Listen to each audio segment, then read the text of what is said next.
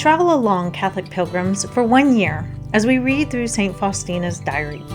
Join me, Amy Thomas, each day for a short reading out of the diary which brought us a deeper understanding of Christ's divine mercy. Welcome, Catholic pilgrims. It's that time. I don't know what time it is for you, but it's about mid-afternoon when I'm recording this. So whenever you are listening to this, whether that be morning, afternoon, or evening, welcome. Today is day 33 of our readings through St. Faustina's diary. And today we're going to get back to a little bit more of our regular diary entries. Yes, the past 2 days have been a little different. I hope you hung in there. I know they weren't exactly, maybe super intriguing or, deep and mysterious like some of her other writings are, but important things. Today's readings are going to be from Notebook 1, 95 through 97. A deeper knowledge of God and the terror of the soul. In the beginning, God lets himself be known as holiness, justice, goodness, that is to say, mercy. The soul does not come to know this all at once, but piecemeal, in flashes, that is to say, when God draws near. And this does not last for long because the soul could not bear such light. During prayer, the soul experiences flashes of this light which make it impossible to pray as before. Try as it may to force itself to pray as it did before, all is in vain. It becomes completely impossible for it to continue to pray as it did before it received this light. This light which has touched the soul is alive within it, and nothing can either quench or diminish it. This flash of the knowledge of God draws the soul and enkindles its love for him. But this same flash at the same time allows the soul to know itself as it is. The soul sees its whole interior in a superior light, and it rises up alarmed and terrified. Still, it does not remain under the effects of terror, but it begins to purify itself, to humble and abase itself before the Lord. These lights become stronger and more frequent. The more the soul is crystallized, the more these lights penetrate it. However, if the soul has responded faithfully and courageously to these first graces, God fills it with his consolations and gives himself to it in a perceptible manner. At certain moments, the soul, as it were, enters into intimacy with God and greatly rejoices in this. It believes that it has already reached the degree of perfection destined for it, because its defects and faults are asleep within it, and this makes it think that they no longer exist. Nothing seems difficult for it. It is ready for anything. It begins to plunge itself into God and taste the divine delights.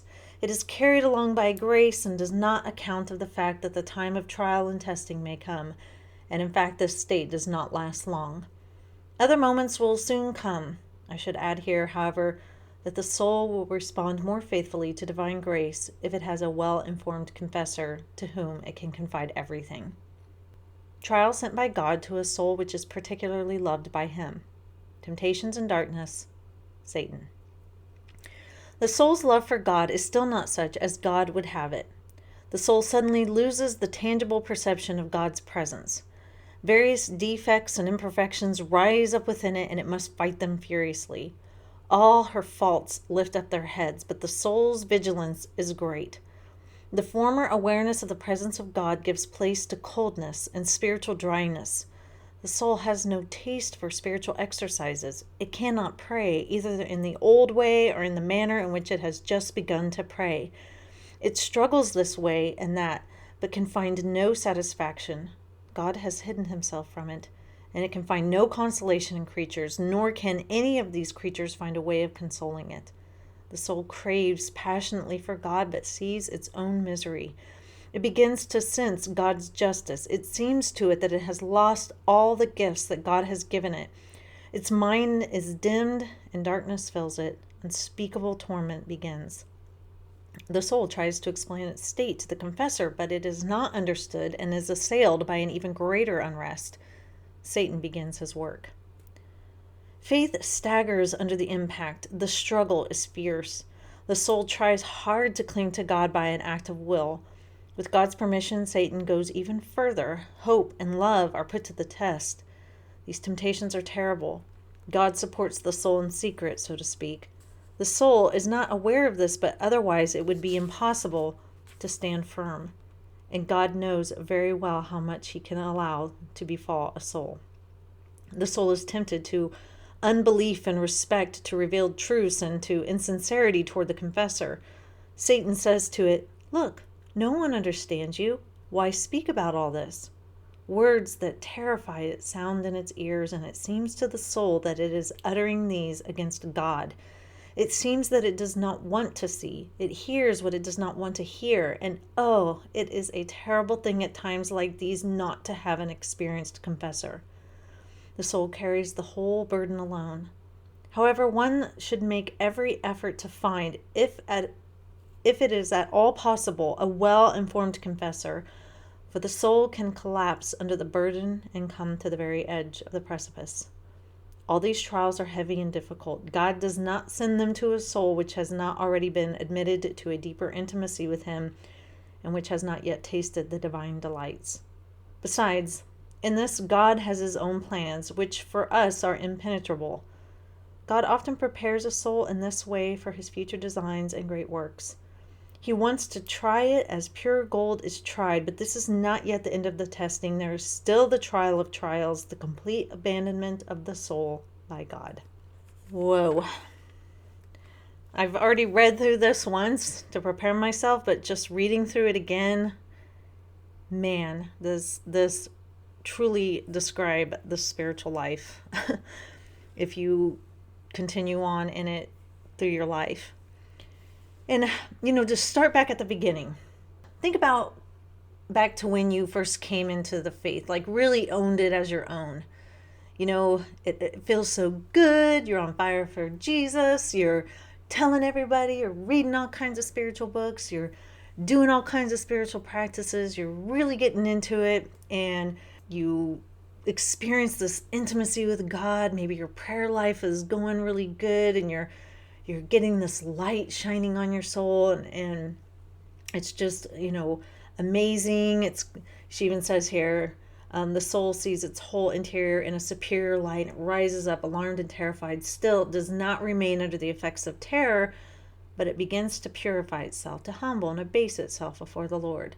These lights become stronger and more frequent. And as we move into our faith life, or move through our faith life, rather, things start to happen.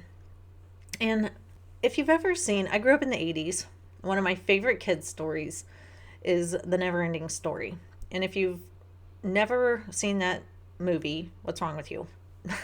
Just kidding, but go watch it.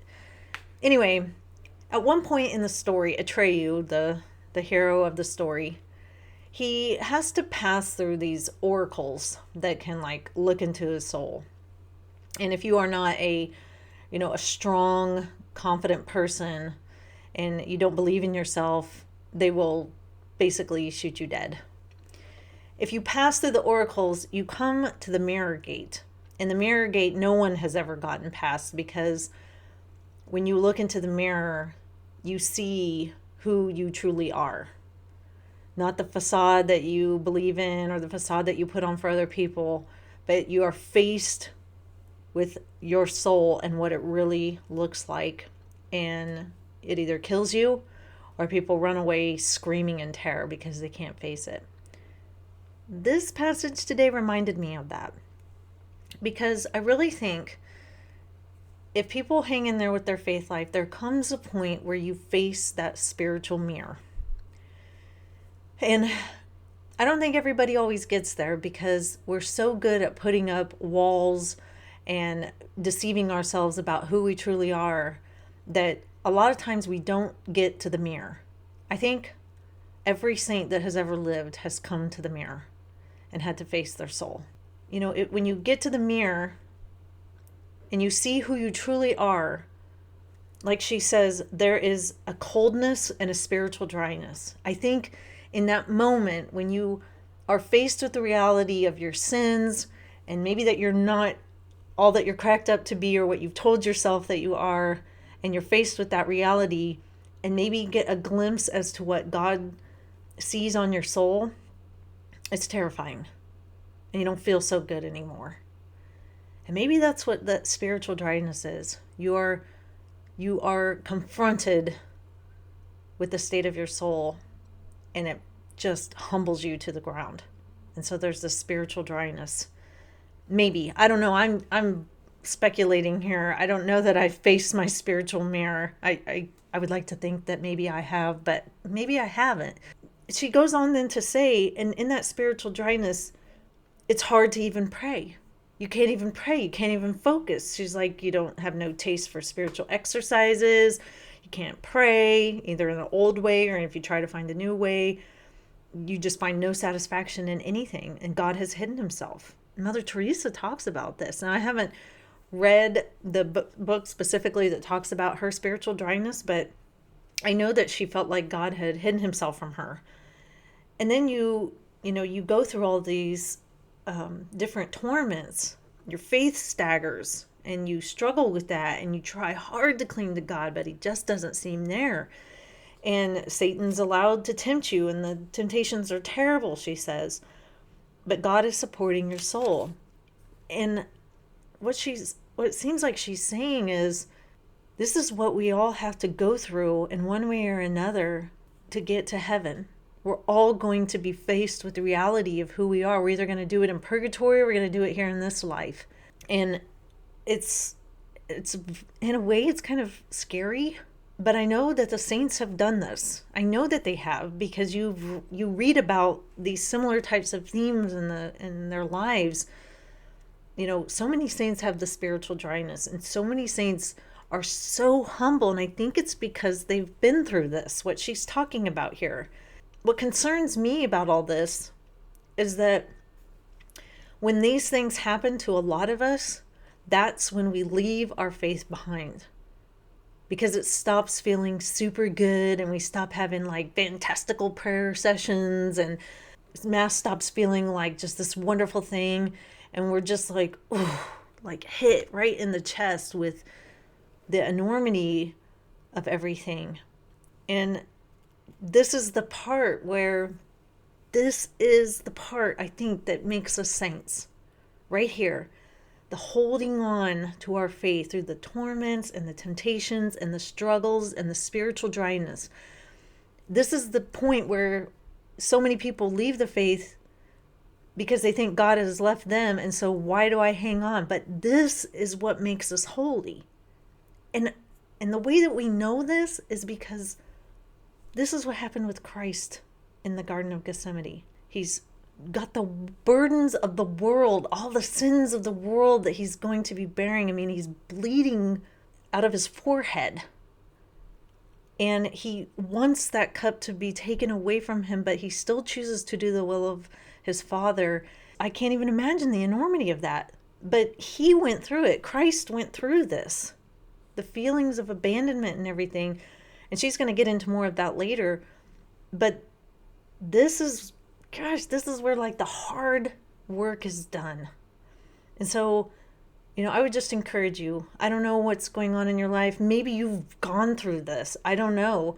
Or maybe you're starting to go through it where you're just like, man, I just don't feel it, or something like that. But like she says, get a confessor, get a good confessor, and talk about it, and recognize that the saints have gone through this. This is God burning off your pride and your vanity and all your other weaknesses, and you're going to be made low to be brought up. So, like I said, I don't know where you are in your faith life, but hang on in there if you're experiencing this kind of thing. This is it's a trial, but you come out on the other end, and there will be greatness like you've never known, like we've never known. So, heavy stuff, man. Wow. This was, we went from the reading about the vows and stuff to being thrown into some deep, heavy spiritual stuff, but I love it. I love reading this stuff. This is what's going to make us grow. This is what's going to prepare us when these things hit us. Sister Faustina, when she wrote these things down, I don't know if she knew it or not, but they were going to eventually help the rest of us to withstand these trials. So hang in there. That's all for today, Catholic Pilgrims. We're going to go even deeper tomorrow. So I will see you back here for day 34. And until next time, Catholic Pilgrims, live the faith boldly and travel well.